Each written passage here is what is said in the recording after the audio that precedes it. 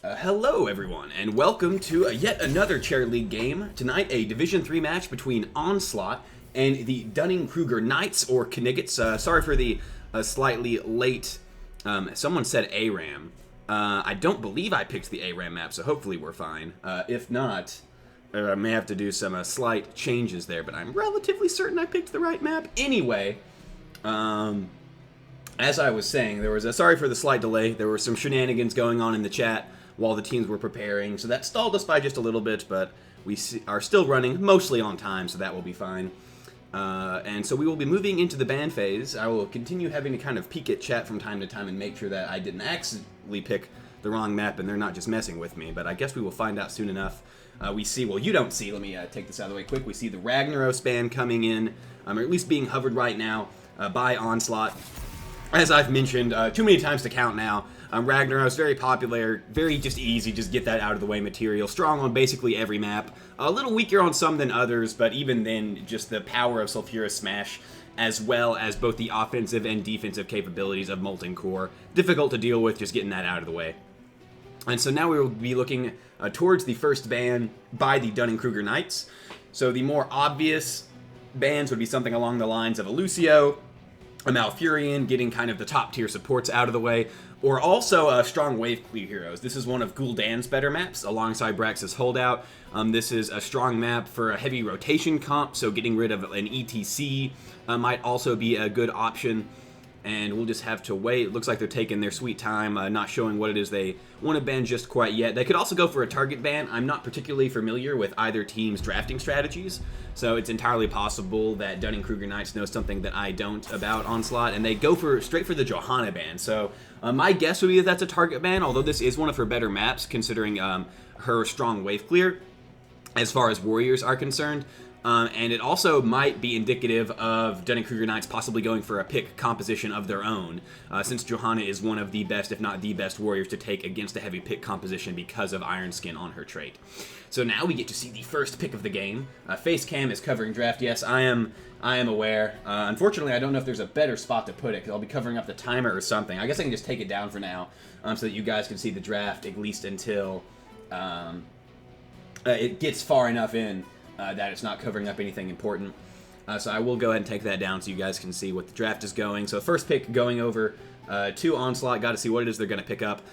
So the obvious choices, once again, would be something like a Malfurion, just kind of the strongest support in the game right now. Even after the balance changes yesterday, reducing the duration of his root, still just a catch-all. It doesn't reveal what you're trying to go with your composition, and is pretty much impossible to punish. They actually go straight for the ETC, so it does look like it's possible Onslaught will be going for a pick composition. This is an interesting map for ETC because on the one hand, he's highly contested because of that ability to put him in a 4-man rotation and look for picks. But at the same time, he really loses out on stage dive value if you decide to go that route, and really locks you into going Mosh Pit unless you're going to play a very particular style of game. So now we have the first double pick phase going over to the Dunning-Kruger Knights. Gonna have to see what they decide to do. It's actually kind of humorous that they may have actually banned Johanna out of their own pool, because this is an instance where Johanna would be a good pickup versus the ETC. They might have something else in mind, though. We'll have to wait and see. On Tomb of the Spider Queen, a lot of people kind of underestimate how important wave clear is, both just in terms of helping deal with the large web weaver pushes, as well as just maintaining general control on that. So they lock in Sylvanas Malfurion. Sylvanas is something I was thinking about earlier but didn't mention, that this is one of her maps that she's kind of good on, kind of not. So unlike Battlefield of Eternity, the team fight in order to win the objective isn't as important, so it's a lot easier for Sylvanas to not really detract from the ability for the team to actually take the objective. But at the same time, because of the way it's split, it's kind of, having a Sylvanas can give you more value on Tomb of the Spider Queen, but it's not as guaranteed as it is on other maps, because it still requires a lot more coordination than just pushing down whatever lane the objective is. So I like the Sylvanas pick here. We'll have to see whether or not it works out.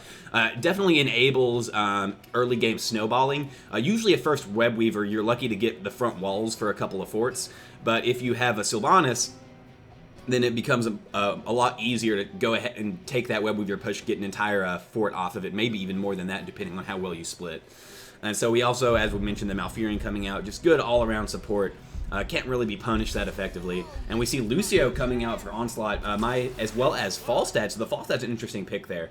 The Lucio I like. I do think it kind of enables Onslaught to go an all-in initiation composition, as well as tech in other characters, something like a Zarya or even an Arthas if they really wanted to, that traditionally have difficulty getting into the fight and using that speed boost to do so. That's why I think the Falstad pick is kind of interesting, just because this is a map where globals are kind of weird. Because on the one hand, globals are always good. It's just a matter of when you're on a map like Tomb of the Spider Queen, which is, if I'm not mistaken, like the smallest map in the game in terms of like lane distance, he really only gets a little bit of value from that global. So it's interesting how they'll put that to use. Falstad obviously been the subject of a lot of nerfs just over the months and over the patches, and so he's not as strong in just other roles as he is because Blizzard was trying to help correct for that power of his global mobility. So we'll have to see how this Falstad impacts the game. Having a Gust isn't necessarily bad, and it does help with boss control. We'll just have to see how they implement it. So I like the Zul ban here. This is, apart from Blackheart's Bay, this is one of Zul's most popular maps because of just that immense wave-pushing ability. You put him in the 4-man, especially if you have other sieging characters, and you can just get a lot of early game value just by out-pushing your opponent. And we see right now that Onslaught is hovering the Muradin ban. So it's smart to try to get rid of a warrior here, just trying to look for another choke, especially since Johanna is already out of the picture. This does definitely restrict the options of Dunning-Kruger Knights. They could go something like Varian, although he was nerfed in the last patch so that his Warbringer talent no longer turns the slow into a stun, instead just increasing the amount. Other tank options would be something, you could once again go with something kind of unorthodox like an Anubarak or an Arthas. Neither of them look particularly good in this current situation, so we'll have to see how Dunning-Kruger Knights responds to that ban phase. So they actually at the same time, however, could hold out that warrior pick. ETC is a character who can solo tank if they want, but at the same time, Onslaught could just as easily pick up another assassin as well as another warrior. So some interesting like drafting options here for what Dunning-Kruger Knights is going to go, especially if they have a broader team in mind. Like looking at things right now, Sylvanas Malfurion is very just kind of nondescript. You don't know exactly what they're going for, apart from the fact that they want to be pushing. They still, however, they need a warrior or a frontliner, obviously. Preferably some sort of sustained damage or a better team damage. Sylvanas, although she can do an okay amount of damage, especially if you go the Shadow Dagger. Oh, Diablo. I completely forgot about Diablo. Diablo's strong option here, as well as Vala for the sustained damage. So they're picking up two things that they still needed. I apologize for forgetting about Diablo there. As those of you who have been following Heroes for any amount of time know, Diablo was basically never played, and then near the beginning of the year, he received a pretty nice rework that shot him straight to the top of the win rate charts. Since then, he's been tuned down a lot, lots of kind of incremental nerfs, bringing him back into reasonable numbers. So there is the Diablo pickup right there. I will note that Onslaught still has the opportunity, if they so choose, to pick up a Tychus here, as well as another frontliner. The only thing to note is that Tychus was nerfed just the other day. What was it? I guess it was just yesterday. Yeah, so it was the 27th, that's right, 27th of February, to decrease his auto attack range, as well as change the functionality on his That's the Stuff, which changes it so that now he receives the healing after it goes on cooldown instead of as it's happening, if that makes sense. So we'll see whether or not they decide to go for Tychus, being the obvious Diablo counterpick. They actually go for Leeming Zarya. That leads me to believe that this might be an auto-attack Falstad, considering it would be kind of weird to go Mage Stab when you go ahead and go into the Leeming. I do like the Zarya pick. It helps solidify their frontline a little bit more, helps mitigate the fact that Lucio doesn't have the strongest burst healing, so having that Zarya for if someone gets picked by Diablo, being able to help mitigate that damage just a little bit is really nice. So we do see the Zarya come out. So looking at Dunning-Kruger Knights' team, their backline is strong, so they have the Sylvanas and the Vala for some amount of damage, Malfurion for the healing, Diablo a solid frontline, but at this point I would still look for another frontliner, especially considering they don't have a particularly strong solo laner. So I would look for something like a Thrall here, seems like kind of the obvious choice. Also gives you access to the Earthquake Apocalypse combo, which is a strong heroic synergy between Diablo and Thrall. So Thrall seems like the obvious choice to me. Put him in the bot lane, comes in handy in the late game once you start getting access to that. But they might have something else in mind. Maybe they don't have a Thrall player, but we'll find out in just a few seconds what they're going to go for. And they actually go for Artanis. I was not expecting that. Artanis obviously surged in popularity after his Phase Prism was changed so that it can be used during the Blade Dash. Also gives them an additional level of initiation if Diablo charges in. and flip someone. Easy setup for Artanis to follow through with the Phase Prism, or vice versa. If Artanis gets a nice swap, Diablo might be able to get an overpower off before the Shadow Charge and really isolate someone. So it's not my first choice, but if they have a strong Artanis player, this might actually work out in their favor, allow them to get that initiation. The other thing to note about Artanis is that if Lucio does have the move speed up, it will be just a little bit more difficult for him to land those prisms. So it really is going to be dependent on Overkill's ability to hit those swaps for Artanis to get value. And we'll just have to wait and see. So before we get into the game, I want to mention once again that this is a Division 3 Chair League match between Onslaught and Dunning-Kruger Knights in Division 3 Chair League. So I'm your host, Verdestrom. Thank all of you for dropping by if you're here. And we'll get right onto it. So let me go ahead and real quick read off who is doing what. So on Onslaught, we have Chetjin on ETC, the Vin Show on Lucio, Sea Goblin on Zarya, Malice Thar on Falstad, and Non-Tech on Li Ming. And for Dunning-Kruger Knights, we have Apple Eater on Diablo, Overkill 16 on Artanis, Shweek on Sylvanas, Gokiburi on Vala, and Hotaru on Malfurion. So we are getting right into the Nexus here. Let me zoom out so that people don't yell at me for not being able to see the screen. And so let's see how these teams are going to sort this out. Traditionally, on Tomb of the Spider Queen, you usually see a 4-1 split, where groups of 4 will rotate between the top and the mid lane, clearing, whereas you will have solo laners just kind of duke it out eternally in the bot lane. Occasionally, some ganks will come down from either team. If they decide to go with that, I would expect Falstad to be the solo laner. He really does seem to be the best choice on Onslaught, especially if he doesn't go gathering power and doesn't need those stacks.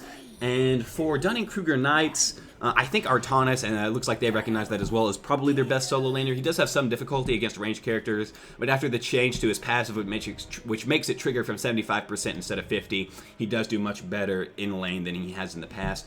Neither team actually going for kind of the 5-man fight Guffaw in the mid that they tend to go for, where the teams will just kind of butt heads against each other. I guess they don't want to get that aggressive that early. Let's take a quick look at the various talents, see if there's anything out of ordinary. Mostly looks to be traditional stuff. It does look like that Falstad is going to be on the auto attack build, which I think is the right decision, especially considering it lets you take Giant Killer at 13, which will be very helpful versus late game Diablo. Maximum charge coming through from Zarya. Lucio actually holding his talent. I wonder what he's waiting on that for. Block Party by ETC, which is a good pick considering that auto attack damage is going to be coming from Artanis and Vala.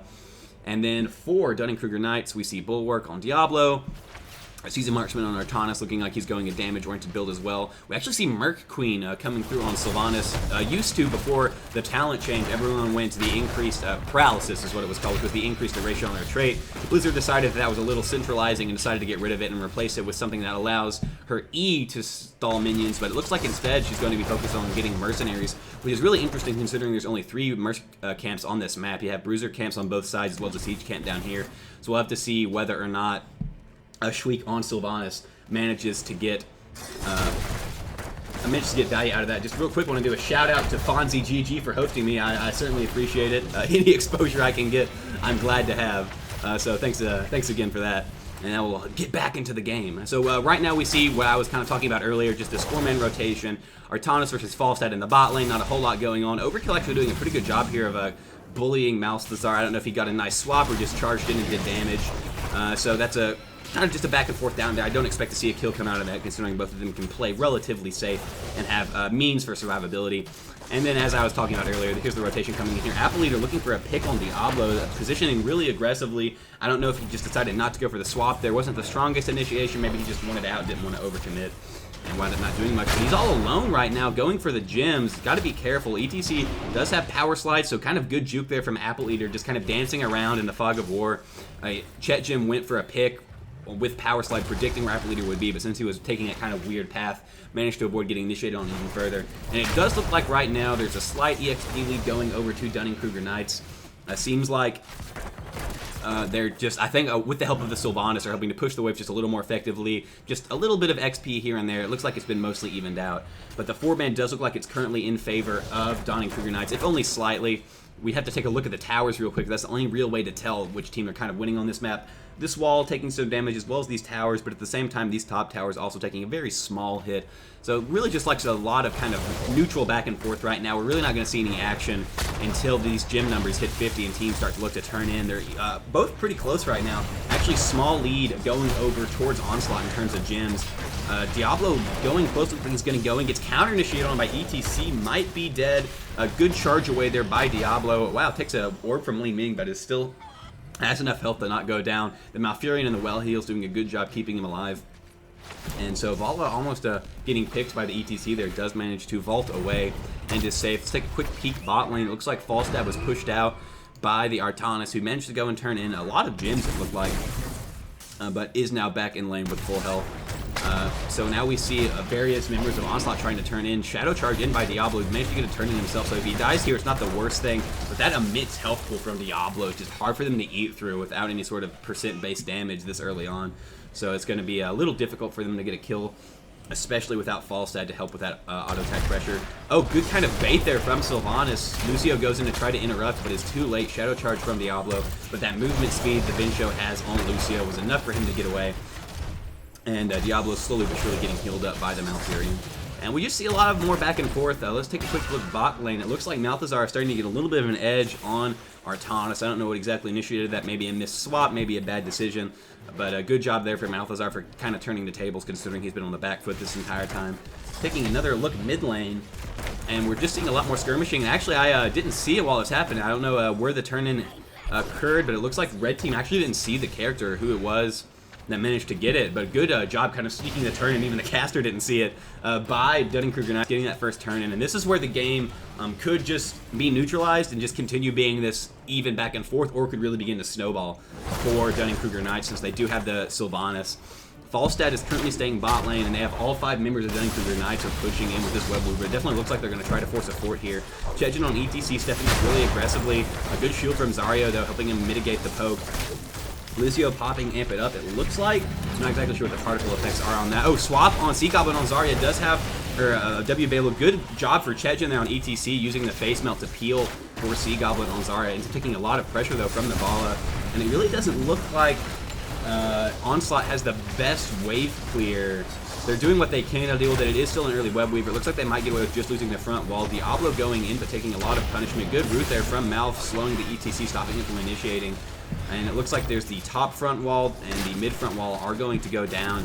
It looks like Falstad did manage to save the bot once since no one was pushing with it. Speaking of Falstad, though, almost gets initiated on. While Diablo looking like he might try to follow through, they decide they don't want to go under the fort when Sylvanas wasn't quite there yet. So Malthazar there almost dropping a handful of gems. Good job just keeping that positioning and getting back under the fort so that he doesn't get blown up. Is recalling now for health and mana. And so despite the fact that both front walls were taken by Dunning-Kruger Knights, good job Onslaught there for managing to de-push that and actually maintain an EXP lead, I guess, due to the fact that Falstad was soaking bot and mid while all 5 members of Dunning-Kruger Knights were pushing top. So now they're going to be the ones looking for a turn and currently holding 77 gems. Will they manage to get it, though? It's currently 4v5 still. A lot of pressure going on to Sylvanas from non-tech only. Ming does manage to jump away using her E. Diablo initiating onto ETC, still has a lot of health and has power slide up to get away. Falstad jumping into the backline, putting pressure on Hotaru's Malfurion. Artanis dashing in. Maybe he was looking for a swap, but now he's out of position, doesn't have a way to escape. If I saw the effect right, well, there's Artanis going down. Li Ming resets coming out, but really low on mana. Sylvanas trying to jump away, but winds up jumping right into the front line of Onslaught, and this is definitely a turn in favor of Onslaught there. And as I was talking about, I saw the visual effect. It looks like Sea Goblin has completed. Let me check that real quick. Sea Goblin, yes, has completed maximum charge on Zarya. Diablo getting pressured by the enemy team. Power Slide does connect, but he does not get on the other side. Diablo, I guess, tries to retreat through the gate instead of following through. Might have been a bit of a mistake there. Ends up getting taken out and losing all 100 of his stacks. He will be up to defend against this, but that does also secure level 10 for Onslaught, and this game has been turned on its head. Just kind of sequential deaths coming out by Dunning-Kruger Knights, kind of staggering it. Now they're in trouble because Onslaught does have level 10 and can really push with this if they choose to. The question is how they can decide to do it. We see Gust coming out for Falstad, Sound Barrier for Lucio. We see the Explosion Zone for Zarya, which will be good for sealing off this escape route. And we'll have to wait and see what they decide to do with it. Mid-Web Weaver is already down. Diablo going to clear the bot lane. So even though Onslaught really had the advantage here, it looks like they didn't quite know what they wanted to do with it. Maybe they're just trying to get as much structure damage as they can. 4 members top lane now dealing with this. They should be able to get fort considering all 5 members of Dunning-Kruger have come bot lane. Balthazar getting initiated on by Artanis, manages to barrel row away. Might have been a little hasty with the Gust there. I'm pretty sure he was home free anyway, but maybe you don't want to risk it. Never can be too safe. and it looks like this top fort will be going down. At the same time, though, Dunning-Kruger Knights does have to be, or not Dunning-Kruger Knights, Onslaught, my apologies, they were on the other side of the map and I was confused. Onslaught does need to be careful here. Seagoblin getting initiated on. Lucio does have Amp It Up available, uses that speed boost to help get away. And so this is, I'm really glad to see this level of Lucio play right now. It's not like it's the most complicated thing in the world using that movement speed, but it is nice to see that synergy and just team communication of being like, oh, someone got swapped, let's have Lucio run in and help that teammate escape. It is really helpful when you have a character like Zari who has no other means of mobility whenever they get caught out or initiated upon. And so we have to look again at the gem numbers, and because of all of the deaths that happened on the side of Dunning-Kruger Knights, there's already another turn-in for Onslaught. It looks like they're itching for a fight. Zarya walking straight into the enemy team, using her shields to try to stay alive. Moshpit coming in, hitting 3 members, but he gets silenced by the Wailing Arrow. Apok comes out, hits Li Ming and Lucio. Falstad trying to hurt the Vala. There's the laser in the back line doing a lot of damage to Purifying Beam.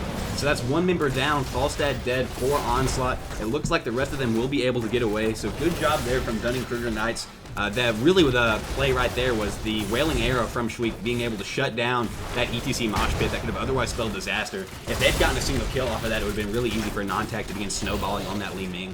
So a strong play there from Dunning-Kruger Knights, counter-engaging the Vala, using that ultimate to lock down the Falstad long enough for them to get the kill and disengage. So strong play there from both teams, but Dunning-Kruger Knights coming out on top. That being said, though, the Web Weaver's still going. We see Expulsion Zone trying to catch a member of Dunning-Kruger Knights. The positioning isn't quite right. There's still enough room for them to move around. So we see 5 members versus 4, except Diablo kind of lurking here in the top. Looks like for a second he was going to try to sneak around and get an initiation. Decides to just do it with the rest of the team instead. Swap on Malthazar still has E available. ETC in the mix of things right now. Doesn't have much pit up. Sound Barrier going down, protecting the front line. Chetju still taking a lot of damage. Doesn't end up getting targeted by the fort. Artana's looking for another swap, but probably still on cooldown though. Just applying pressure. Gokiberry almost going down on Vala. Barely having a sliver of health after the pressure from non-tech. Malfurion is there to help heal her up though. And so this will be another fort coming out for Onslaught, and we also take a quick peek top lane, and see this is really good for Onslaught that this other Web Weaver up in the top lane managed to push through the top wall, which is a lot of EXP. A lot of people don't realize just how much EXP the top walls are worth if you take both of those towers. It's something, I think it's actually more than this fort XP right here if you take the wall. And so we, hold on just a moment, I'm gonna have to pause the game. We have someone left. Let me real quick make sure that everything's okay. I saw a character that appears to have left the game, so I'm pausing it to check. Alright. Alright. Trying to make sure everything is fine. So it looked like there was a brief DC there. Last night there was another game where someone DC'd, and I might have paused a little too late. Somebody jumped the gun on this one. Who knows? As long as both teams are A-okay and ready to go. Let me make sure that Onslaught is... Let me check with Onslaught. Make sure they're ready. I just want to make sure that I don't start it when someone's away. All right, there we go. 2. And here we go. So, sorry about that. Now we are back in the game. Good bruiser seal here by Onslaught, going and getting it just in the nick of time. Falstad jumping out with his emote. Well, now there's a problem that I don't exactly know how to close chat. Okay, it does fade eventually. So good steal there, just helping further that EXP lead by just a little bit. They are currently a talent tier ahead, and with actually now they have it now, 57 gems on Dunning-Kruger Knights. So they probably want to try to wait and hit 13 before they go for a turn-in. They probably will be able to get it through this minion wave. If not, just one more should be able to do it, and they should start looking for a fight. Ultimate's up for both teams. And we'll have to wait and see whether or not anything happens. It looks like Onslaught is making a bit of a cheeky play here. I don't think Vision went over to Dunning-Kruger Knights. They realized that Dunning-Kruger is going to be looking for a turn-in and go for the boss. If the boss... Well, actually, not all of them are turning in. They're kind of staggering the turn-ins there. I guess to be safe, if they'd all turned in at the same time, they would have seen that Onslaught was top lane. But it looks like... okay, so boss is going to be taken by Onslaught before Dunning-Kruger Knights has a chance to react. Diablo's running up. They know that it's happening, but they're not quite fast enough. And they're going to back out instead of looking for a fight. So good play there from Onslaught, trying to sneak that boss, seeing that top lane was pushed out. And so now, instead of pushing with their Web Weavers, Dunning-Kruger Knights really has to stay back and fight this boss, considering it's pushing towards an open keep. And it looks like if they really wanted to, Onslaught might actually be able to trade a fort for this. We'll have to wait and see what they decide to do, if they just clear mid and then go clear bot. That's what it looks like they're going to do. They're not going to mount a counter initiation while Web Weavers are up. Boss does get cleared away by Dunning-Kruger Knights before it gets really any substantial damage. So they will have the opportunity now to rotate top and help push with this Web Weaver. Should be able to get a fort out of it, which will help them just a little bit to mitigate the XP. We see Falstad jumping top to try to deal with it himself. But you just have to watch out. Is the swap going to come in? There's the swap. Oh, he did not use Gust coming out. Just a lot of abilities going out there. I thought that he didn't have barrel roll up. He did still have it and was able to get away. Safety Gust coming out, trying to make sure that he survives, doesn't give any XP. And so they do get the fort. It's kind of an interesting flank, however, coming out against Dunning-Kruger Knights. They're still with the Web Weaver wave. And the members of... Oh, there's the swap on non-tech. Is there going to be a Wailing Arrow come out? We see the Sound Barrier, a Twilight Dream, APOC, lots of abilities coming out, but no one's going down yet. ETC does go down, though. That's currently a 1 kill in favor of Dunning-Kruger Knights. The other members of Onslaught do look like they were able to get away. Sea Goblins have to watch out, though. Was spotted by Artanis. Doesn't get the swap over the wall. Diablo charges in and almost gets the kill. But good job for the members. Schweck, I guess, is going a little ham. Jumps in, does a good job jumping out using Windrunner, but unfortunately, isn't quite enough. Still manages to get picked off by Falstad, giving a reset over to Non-Tech, who gets a kill on Malfurion as well. And it looks like Overkill will be unable to escape. So a little bit greedy there for Dunning-Kruger Knights. The Sylvanas going in, wanting to kill, ends up getting killed, giving over the reset to Li Ming. It looked like what was originally just going to be a 1-for-1 is turning into a 1-for-4 in favor of Onslaught. They really did an amazing job there. Falstad go again with his global. And this will probably be a, well, maybe not be a keep. I guess it depends on how much they want it. Diablo's going to try to go in and go stop it. Even though they did have 4 members up, Expulsion Zone there to kind of zone a pretty low cooldowns, trying to make sure they get away. Lucio will presumably use Speed Boost at some point. I guess he's just going to focus on healing him up. Anyway, as I was saying, good job there, counter initiation from Onslaught. And that's the thing you have to be careful about when you're playing, when you want to play aggressively with a squishy. Like if you're Sylvanas and you're like, all right, I have Windrunner at 13, I have 2 charges, I can jump in, kill someone, jump out, like I see on Heroes WTF moments all the time. The only problem is, if you give that kill over to a team with Li Ming, it really quickly snowballs. So a little over-aggressive there from Schweik, trying to make it big, and ends up actually causing a bit of a problem for his team. At the same time, though, good capitalization on Onslaught, being able to take that small mistake and turning 1 kill into 3. And so they did manage to defend the keep, though, Dunning-Kruger Knights, that is. They are, however, a talent tier down once again, so they need to find ways to make this up. Going for the Bruiser Camp. This is something I mentioned briefly earlier, that even though there's not really a must-take level 1 talent, we'll have to... Well, bye-bye Malfurion. I was about to say there's probably going to be a fight here. It was more like a slaughter. Sound Barrier, I guess maybe a bit of a miscommunication there, trying to separate the teams. Malthazar on Falstad ends up blowing away the 2 squishies, actually, the 2 easier targets to kill. So it might have been a little miscommunication there, but they do, however, now have the ability to go for a turn-in. And yeah, Malfurion just got absolutely shredded there. I saw the enemy team, I'm like, oh, they're going to initiate, but Malfurion unfortunately wound up being in that nook and just immediately got blown up by ETC and Li Ming. So Onslaught going and capitalizing on that attempt to take the Bruiser and equalize the EXP. And so what I was trying to talk about is that even though Paralysis was taken away from Sylvanas, well, there's another. Falstad yet again, I don't know exactly what Diablo was doing there. Falstad jumping in and doing a good job of demounting the Diablo. He does go for an APOC, and now we're just seeing a textbook case of staggered death syndrome, where one character dies, and like really, if you're down 1 person against an initiation-heavy team where you have an ETC followed up by Li Ming burst, you really can't afford to play this aggressively as Artanis is doing right now. There's just going to be another death, another reset for Li Ming.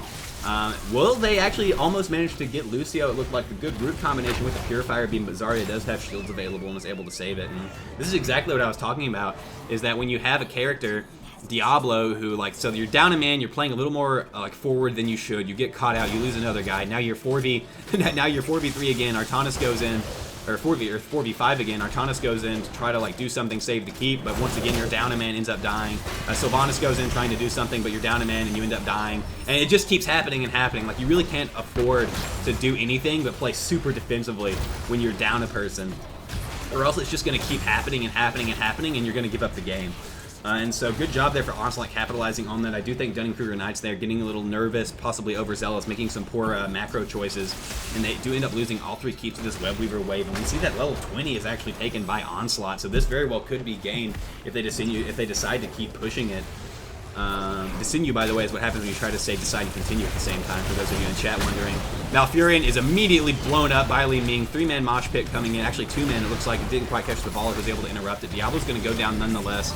And this is going to be game going over to Onslaught. And I was expecting the game to snowball, but not in this direction. Amazing job there from Onslaught to just, they got, you give them an inch and they just took a mile. There was no chance for Dunning-Kruger Knights to recover after pick after pick after pick kept happening in favor of Onslaught. So a good early game from both teams, a lot of back and forth, couldn't really tell where it was going, but after around level 13 was hit, Dunning-Kruger Knights just had one person after another just kind of get a little too far forward. Diablo's trying to be in front of his team, but he's still not close enough to it, ends up getting picked. Malfurion going to check the bot, ends up getting grabbed by ETC. Artanis going in to try to save the keep, but Diablo's still dead and ends up dying as well. So got handed to Onslaught. They did a good job of capitalizing there, using the ETC Li Ming combo for the maximum efficiency. And also, I was very impressed with Malthazar's, or Malithar, however it's pronounced, play on Falstad there. I really wasn't expecting a lot of global value to come out, but we saw 2 or 3 instances there where he was able to use that global to get a pick on a member of Dunning-Kruger Knights while they were retreating. So GG both ways. That will be the match going over to Onslaught. And unfortunately, that is it for me tonight. I was originally scheduled to cast another game, but they wound up having to reschedule for actually the time slot that I just casted. But nonetheless, thank all of you for coming out. Currently, I'm not scheduled for any games tomorrow. That might change. It might not. Only time will tell. So make sure you drop a follow if you want to see if I am. Or possibly follow me on Chair League as well. We'll see whether or not that gets worked out. If not, I will be back Thursday night. Currently scheduled to cast 3 matches. There's been another issue of a time conflict because teams keep rearranging when they're going to play for me. So we'll hopefully be able to get that worked out. So I'll be casting at least 2 games. And also my, I believe, 2nd or 3rd best of 3 match. So get excited for that. Thank all of you for coming out. That has been it for me. I've been your host, Verdestrom. And this has been a Chair League match between Onslaught. Man, I keep doing this where I try to read Onslaught and Dunning-Kruger Knights at the same time, so I'm messing it up. Onslaught and Dunning-Kruger Knights, Division 3 Chair League. Thank you all for coming out, and I will see you next time.